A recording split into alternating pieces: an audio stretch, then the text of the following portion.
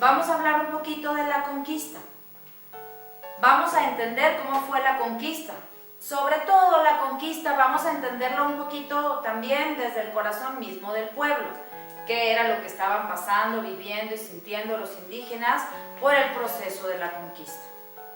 Primero, el 10 de febrero de 1519, Hernán Cortés se apropia del mando de una expedición que lo llevará a Cozumel, donde había habido un naufragio y ellos andaban buscando a ver si había habido sobrevivientes, que desde Panamá habían intentado regresar a Cuba. 2 habían sobrevivido, Gonzalo Guerrero y Jerónimo de Aguilar. Pero Gonzalo Guerrero ya se había casado con una mujer maya y conocía perfectamente el idioma. Jerónimo de Aguilar aprendió también el idioma, pero este estaba en contra de los indios. Moctezuma II, que era un tlatoani muy religioso, pero muy supersticioso a la vez, una mujer, después de estar al borde de la muerte, le anunció, por una visión que ella tuvo, que unos hombres venían de Oriente y le quitarían su trono. Además, sus sacerdotes le anunciaron el fin del reinado y el desmoronamiento del imperio azteca. Por esto mismo, Moctezuma, al enterarse de que posiblemente Quetzalcóatl había regresado en forma humana, sometió a los futuros conquistadores a un examen para saber si eran dioses o no. La conclusión de Moctezuma fue afirmativa y sin violencia comenzó la conquista de México. Este primer encuentro entre Hernán Cortés y Moctezuma. Pero ¿cómo era la comunicación entre ellos? Jerónimo de Aguilar se une a Cortés como guía e intérprete. Cortés llegó a Tabasco y recibió como regalo a un grupo de 20 doncellas, entre ellas la que nosotros vamos a tomar más en cuenta, Malitzin. Como muchos la conocen, la Malinche, pero aquí le nombraremos Doña Marina. Ella era una princesa rechazada por su madre, quien la dio a unos mercaderes para que la vendieran. Ella hablaba perfectamente el náhuatl. Cortés se quedó con Malitzin, quien después de su bautismo cambió el nombre a Marina. Con Aguilar, Cortés podía comunicarse con los mayas y con Doña Marina con los de la lengua náhuatl. Doña Marina empezaba sus discursos diciendo: estos dioses dicen que. Esto les daba una predisposición para aceptarlos como dioses. Cortés siguió adelante hasta llegar a San Juan de Ulúa, un jueves santo, el 21 de abril de 1519. Este evento sería trascendental, ya que se dieron muchas coincidencias, y para los aztecas los españoles llegaron a ser considerados verdaderos dioses, pero en particular por Moctezuma. El 22 de abril, Viernes Santo, y algunos soldados, junto con Hernán Cortés, se vistieron de negro por ser Semana Santa, por ser Viernes Santo. El negro precisamente era el color de Quetzalcóatl. ¿Se acuerdan? Ese dios bueno que se había autoexiliado prometiendo regresar por Oriente. Este 22 de abril correspondía al año precisamente en el que iba a regresar Quetzalcóatl, día del nacimiento de Quetzalcóatl, en el único año dedicado a él, en el siglo que según se cuentan era de 52 años y Quetzalcóatl regresaría. Moctezuma lo interpretó perfectamente como una señal de que Cortés era precisamente Quetzalcóatl. Cortés contaba con un ejército muy reducido, unos 11 barcos, 530 soldados, 110 marineros y algunos caballos. El imperio azteca, antes de la llegada de los españoles, recuerdan, dijimos, habitaban entre 200 y 250,000 habitantes. En Tlaxcala se unen a Cortés algunas tribus que querían deshacerse del dominio azteca.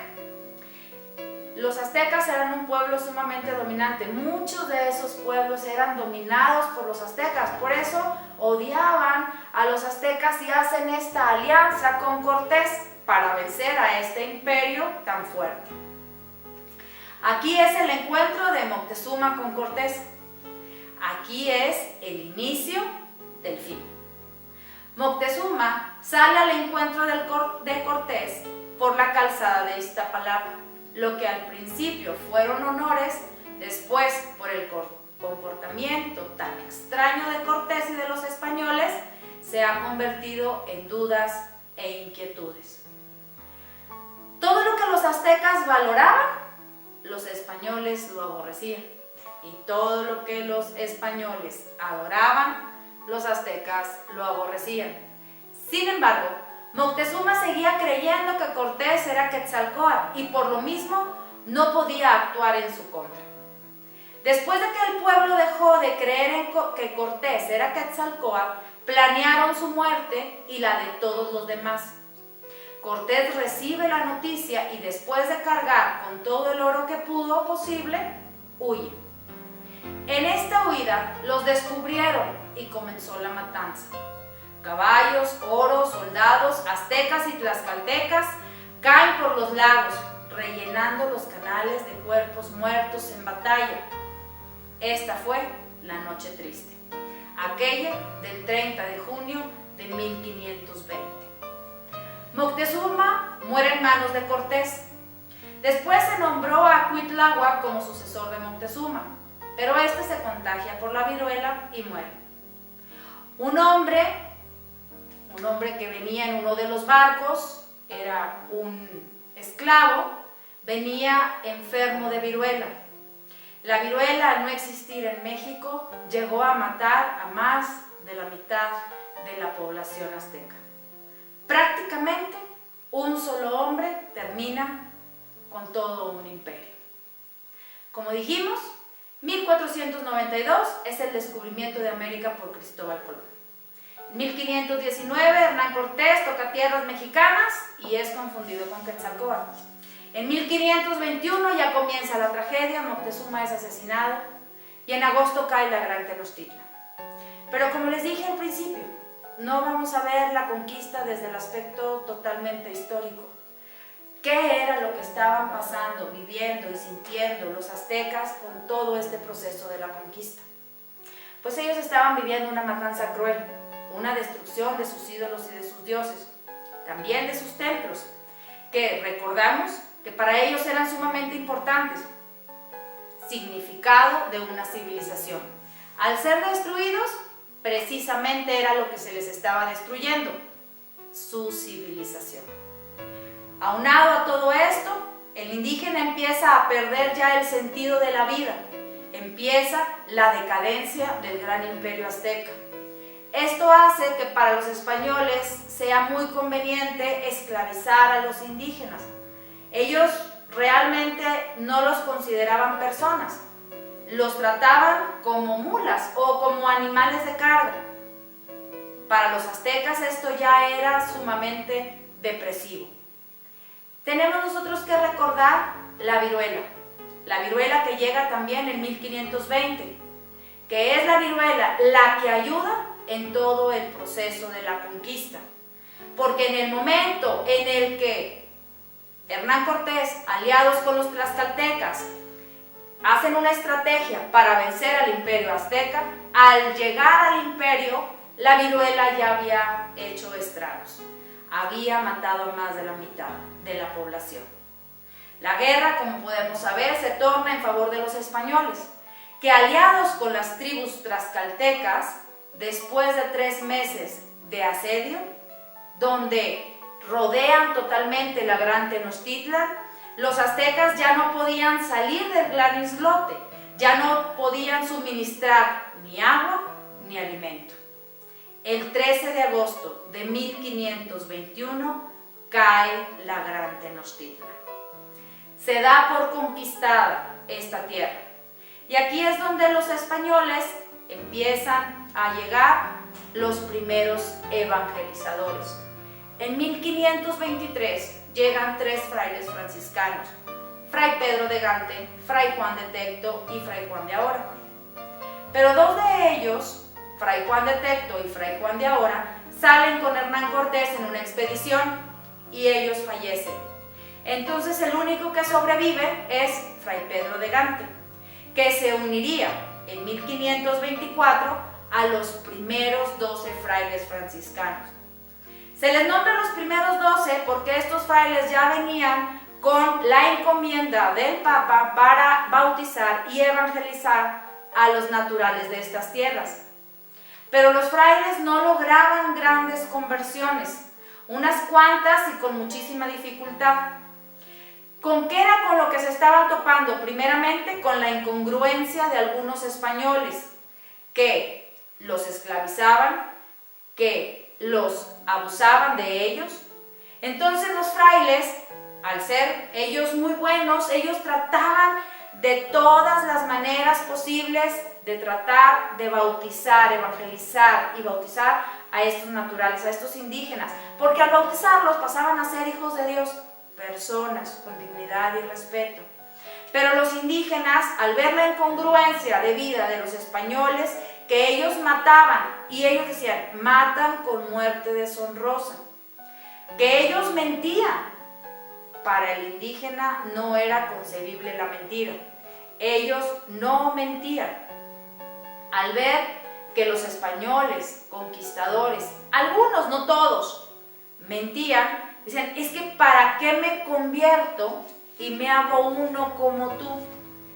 Porque si me hago uno como tú, me voy a hacer uno como ellos, que tienen tu misma piel, tu mismo color, tu misma sangre, tu mismo Dios. No, yo prefiero seguir siendo indio. Yo prefiero que me sigas diciendo indio. Por eso los frailes, por más que se esforzaban en esa labor maratónica para la conversión de los indígenas, no lograban grandes conversiones, nada más unas cuantas y con muchísima dificultad. También debemos de entender la depresión profunda que como pueblo vivían al ver su pueblo destruido, sus ídolos destruidos, sus dioses destruidos. Ellos, al ver que todo seguía igual, que ya no estaban haciendo sacrificios humanos con la misma religiosidad, en la misma cantidad, que ya les habían destruido sus templos, ellos dicen, ¿por qué todo sigue en esa armonía y en ese equilibrio? ¿Qué ha pasado con nuestros dioses? ¿Quizá nos han abandonado? ¿O nada más se están burlando de nosotros? ¿Por qué en este momento que su pueblo estaba siendo conquistado, abatido, dominado, esclavizado, sus dioses, a los cuales les habían entregado toda su vida, no estaban haciendo nada? ¿Que nada más se estaban burlando? ¿O simplemente los han abandonado en este momento? Algo que también los indígenas no podían tomar de los españoles en el proceso de la evangelización era lo nuevo, la nueva cultura, la nueva evangelización. Porque para ellos lo nuevo no tenía raíz. Y si no tenía raíz, no poseía verdad. Como cuando hablamos de las flores. Así de importante para ellos era la raíz profunda.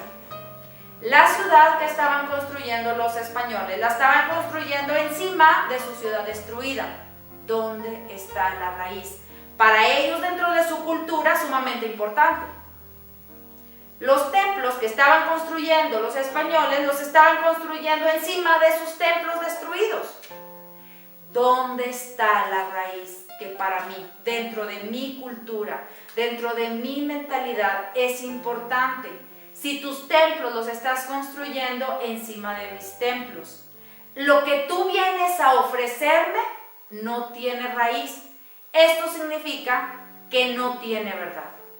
Por eso, los frailes, por más que se esforzaban, no lograban grandes conversiones. Unas cuantas y con muchísima dificultad. La iglesia ya estaba naciendo, ya estaba creciendo, pero no tenía cabeza. Por eso, el 12 de diciembre de 1527 es nombrado Fray Juan de Zumárraga obispo para la Ciudad de México. Él llega en 1528. ¿Quién era Fray Juan de Zumárraga? Él era un franciscano, humilde y sencillo, una persona sumamente buena, recta y honesta. Él venía con el título de defensor de indios. Él defendía a los indígenas aún en contra de los mismos españoles. que por defender a los indígenas intentaron asesinar.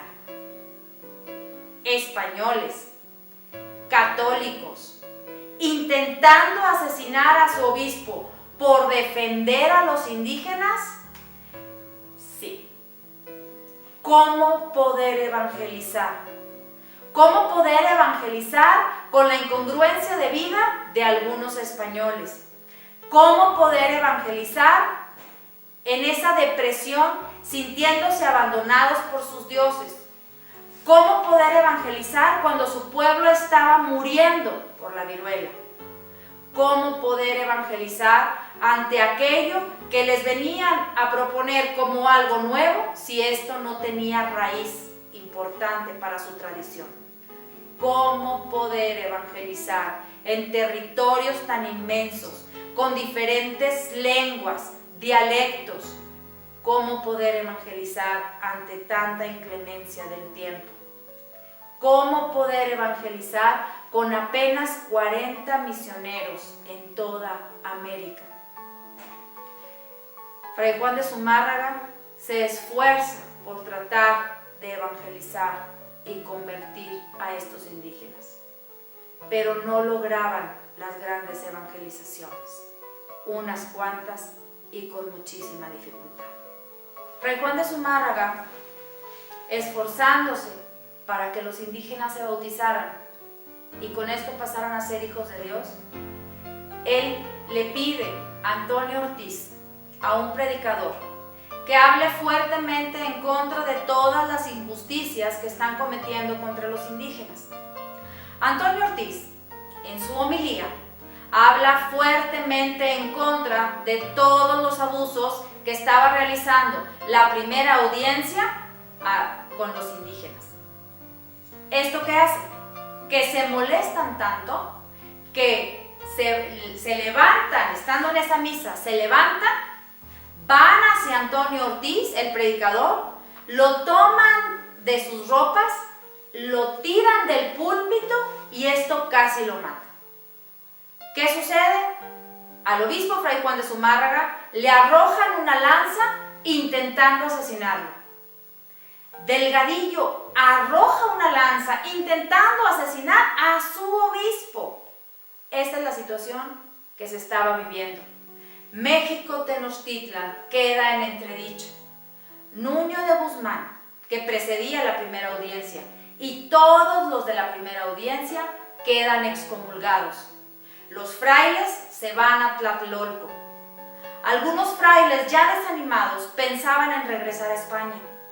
Es por esto que Fray Juan de Zumárraga, ya desesperado, escribe una carta al rey. Esta carta, él personalmente la lleva hasta Veracruz. Esta carta es entregada a un paisano de él. Fray Juan de Zumárraga era vasco, una persona que iba en ese barco precisamente hacia España. Esta carta tenía tanta importancia que tienen la idea de que para que no sea destruida, la meten en una torta de cera. Esta torta de cera la meten dentro de un barril y al barril lo cubren perfectamente con brea. Le amarran una soga al barril, lo amarran al barco y lo arrojan al mar, simulando una boya del barco. Esta es la forma en la que esta carta llega a manos del rey. Vamos a destacar dos cosas de esta carta. Primero, la fecha. Dijimos que Fray Juan de Zumárraga fue nombrado obispo el 12 de diciembre de 1527. Llega a México en 1528. Esta carta tiene fecha de 1529. Esto quiere decir que Fray Juan de Zumárraga no tenía ni siquiera un año de haber llegado como obispo a estas tierras y ya lo habían tratado de asesinar por defender a los indígenas. Pero lo más importante para nosotros es lo que Fray Juan de Zumárraga escribe al pie de la carta.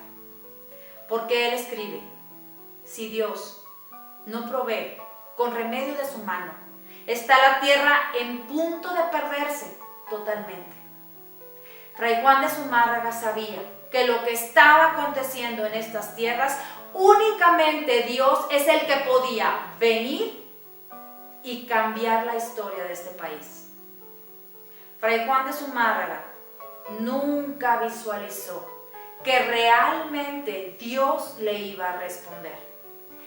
Fray Juan de Zumárraga escribe esta carta en papel, con tinta, y Dios le respondió, escribiéndole también a él una carta que los va a venir a ayudar en todo el proceso de evangelización para la conversión de millones de indígenas.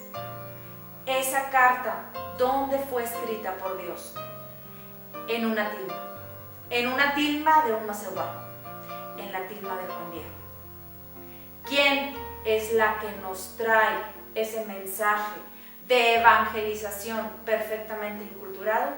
Nuestra Madre del Cielo, Santa María de Guadalupe. Toda su imagen es una carta de amor de Dios para la conversión de los millones de indígenas. El mensaje, cómo es entregado, de una forma inculturada, yéndose al corazón mismo del pueblo, a la raíz del pueblo. Por eso, a la llegada de Santa María de Guadalupe, cambia la historia de todo un país, porque ella nos está llevando al corazón mismo de Dios, a la conversión. Por eso es muy importante lo que vamos a escuchar a continuación, el Nican Mopogua.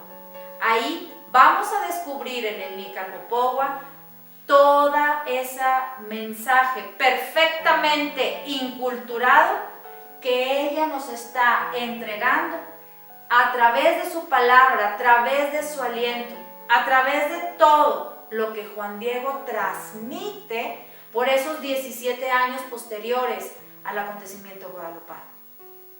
Ahora bien, vamos a hablar de cómo Santa María de Guadalupe inculturiza perfectamente el Evangelio sin lastimar, sin dañar, sino con amor, con ternura, yéndose a lo que para el pueblo indígena era importante, al corazón, a la raíz. Escuchemos y veamos la inculturación a través del Nican Mopogua. Ahora vamos a hablar un poco de lo que es el Nican Mopogua. El Nican Mopogua es la narración más antigua que se tiene del acontecimiento guadalupano. ¿Quién lo escribió? Antonio Valeriano, contemporáneo de Juan Diego. Antonio Valeriano tendría entre 11 y 12 años cuando fue ese encuentro entre la Santísima Virgen María y Juan Diego. Al paso del tiempo, Antonio Valeriano crece, entra a estudiar al Colegio de la Santa Cruz en Tlatelolco, él aprende a escribir con caracteres latinos y empieza a narrar todo lo que aconteció del 9 al 12 de diciembre de 1531, todo lo que escuchó de boca de Juan Diego. Y está escrito en lengua náhuatl porque esta es la lengua en la que se transmitió. Juan Diego no hablaba español, nada más hablaba náhuatl. La Virgen le está hablando en un náhuatl muy elegante. Así fue como se transmitió, así fue como Antonio Valeriano lo escribe. ¿Por qué se titula Nican Mopogua? Porque así es como inicia el relato. Nican Mopogua, aquí se narra, aquí se cuenta. La copia más antigua del Nican Mopogua se encuentra en el archivo de Nueva York, en la colección Lenox. Ahí es donde nosotros podemos buscar en los archivos y ver la manera en la que se conserva en la actualidad el Nican Mopogua.